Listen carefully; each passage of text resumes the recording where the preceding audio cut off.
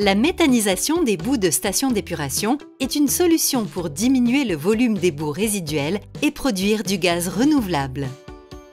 Les eaux usées sont acheminées jusqu'à la station d'épuration par le réseau de collecte.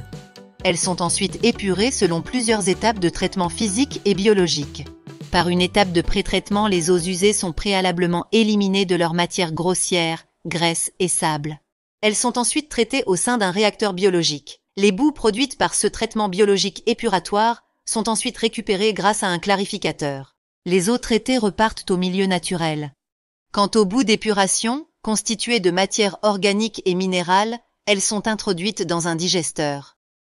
Elles sont remuées, brassées et chauffées à 37 degrés en milieu clos sans oxygène.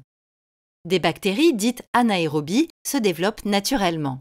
Elles digèrent les boues d'épuration, produisant du biogaz et des boues résiduelles. Le biogaz est épuré pour séparer les molécules de méthane des autres composés et devient ainsi un gaz renouvelable appelé biométhane. Ce dernier est contrôlé, odorisé, comprimé et compté avant d'être injecté dans le réseau de distribution de gaz. Ce gaz renouvelable, qui a les mêmes propriétés que le gaz naturel, peut être utilisé pour se chauffer, produire de l'eau chaude, cuisiner, se déplacer en utilisant du bio-GNV, faire fonctionner des process industriels. Les boues résiduelles sont épandues dans les champs pour fertiliser les sols agricoles ou composter avec des déchets verts, ou quand ce n'est pas possible, incinérés. Grâce à la méthanisation, le volume des boues résiduelles en sortie de stations d'épuration est réduit de 20 à 50%. Cela permet de réduire le coût d'exploitation et les flux de transport.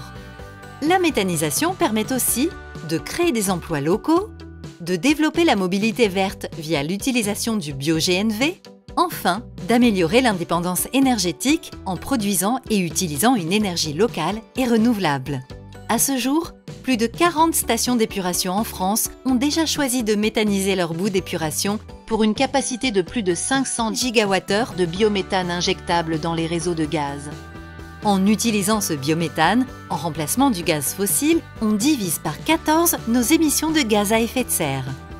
À l'avenir, 4 fois plus de biométhane, soit 2000 gigawattheures, pourraient être produits à partir des boues des stations d'épuration. C'est l'équivalent de la consommation d'un demi-million de foyers chauffés avec une énergie locale et renouvelable, ou de 8000 bus roulants au bio-GNV, un carburant alternatif aux qualités écologiques et économiques éprouvées.